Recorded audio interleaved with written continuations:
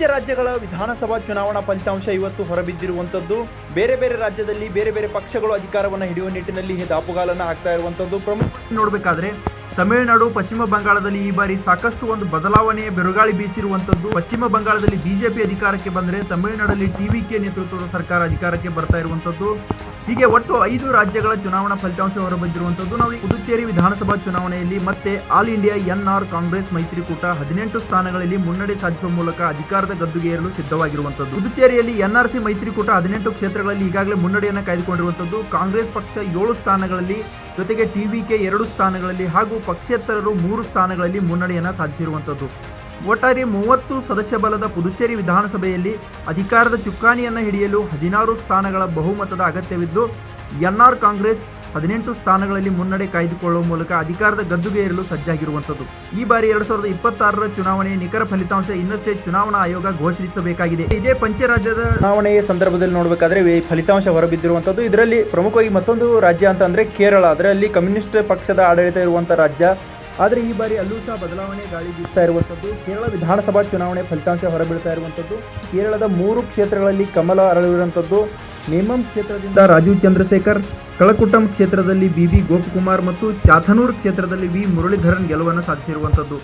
ಇನ್ನು ಮತ್ತೊಂದು ರಾಜ್ಯ, ದಕ್ಷಿಣದ ರಾಜ್ಯ ತಮಿಳುನಾಡು ಚುನಾವಣೆ ಫಲಿತಾಂಶವು ಸಾಕಷ್ಟು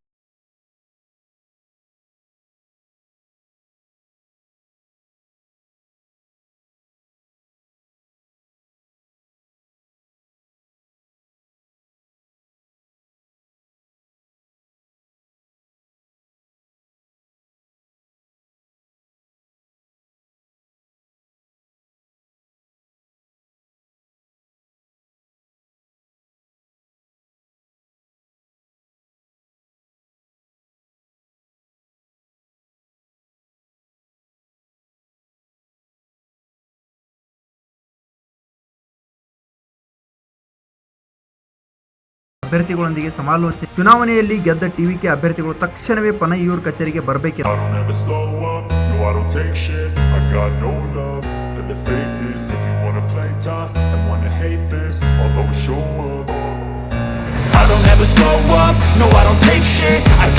love for the fakeness. If you wanna play tough and wanna hate this, I'll always show up and make a statement. I don't ever slow up, no I don't take shit. I got no love for the fakeness. If you wanna play tough and wanna hate this, I'll always show up and make a statement. Everything I do so instinctive and so passionate. Every word I move so descriptive like an adjective. I got a vendetta against people who patented being negative when you should be getting after it.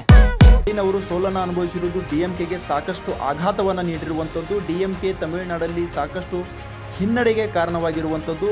AIADMK ಎಲ್ಲೋ ಒಂದು ಕಡೆ ನಿಧಾನವಾಗಿ ಪುಟಿದೇಳುವಂಥ ಕೆಲಸವನ್ನು ಮಾಡ್ತಾ ಇರುವಂಥದ್ದು. ಆದರೆ ಕೊನೆಯ ಹಂತದಲ್ಲಿ ಯಾವ ಪಕ್ಷಕ್ಕೆ ಎಷ್ಟು ಸ್ಥಾನಗಳು ಲಭಿಸಲಿವೆ ಅನ್ನೋದನ್ನು ನಾವು ಕಾದು ನೋಡಬೇಕಾಗಿರುವಂಥದ್ದು ಈ ತಮಿಳುನಾಡು ವಿಧಾನಸಭಾ ಚುನಾವಣಾ ಫಲಿತಾಂಶದ ವಿಚಾರದಲ್ಲಿ. ಪಶ್ಚಿಮ ಬಂಗಾಳದ 294 ವಿಧಾನಸಭಾ ಕ್ಷೇತ್ರಗಳ ಪೈಕಿ 293 ವಿಧಾನಸಭಾ ಕ್ಷೇತ್ರಗಳ ಫಲಿತಾಂಶ ಹೊರಬಿದ್ದಿರುವಂಥದ್ದು. ಇದರಲ್ಲಿ 180 ಸ್ಥಾನಗಳನ್ನು ಬಿಜೆಪಿ ಪಡೆಯುವ ನಿಟ್ಟಿನಲ್ಲಿ ಒಂದು ಹೆಜ್ಜೆಯನ್ನು ಹಾಕ್ತಾ ಇರುವಂಥದ್ದು. ಟಿಎಂಸಿ 110 ಸ್ಥಾನಗಳಲ್ಲಿ ಮುನ್ನಡೆಯನ್ನು ಸಾಧಿಸಿರುವಂಥದ್ದು.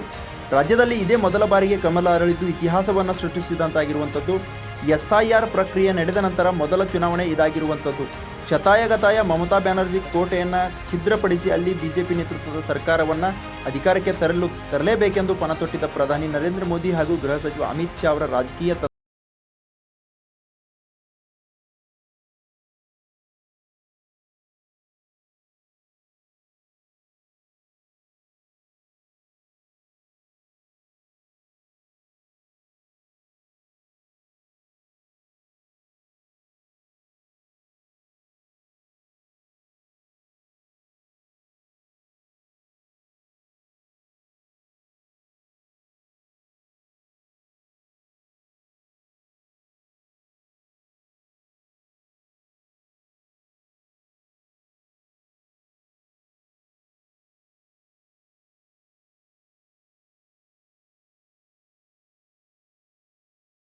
ಬ್ರೇಕ್ ಬಿದ್ದು ಅಲ್ಲಿ ಬಿಜೆಪಿಯ ನಾಗಾಲೋಟ ಮುಂದುವರೆದಿರುವಂಥದ್ದು. ಹೀಗೆ ಪಂಚರಾಜ್ಯಗಳ ಚುನಾವಣಾ ಫಲಿತಾಂಶದಲ್ಲಿ ಸಾಕಷ್ಟು ಒಂದು ಟ್ವಿಸ್ಟ್ ಪಡ್ತಾ ಇರುವಂಥದ್ದು.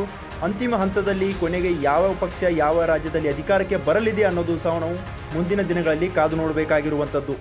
ಹೆಚ್ಚಿನ ವಿಡಿಯೋಗಳಿಗೆ ಪ್ರತಿಧ್ವನಿ ಯೂಟ್ಯೂಬ್ ಚಾನೆಲ್ ಸಬ್ಸ್ಕ್ರೈಬ್ ಮಾಡಿ, ಬೆಲ್ ಐಕಾನ್ ಕ್ಲಿಕ್ ಮಾಡಿ.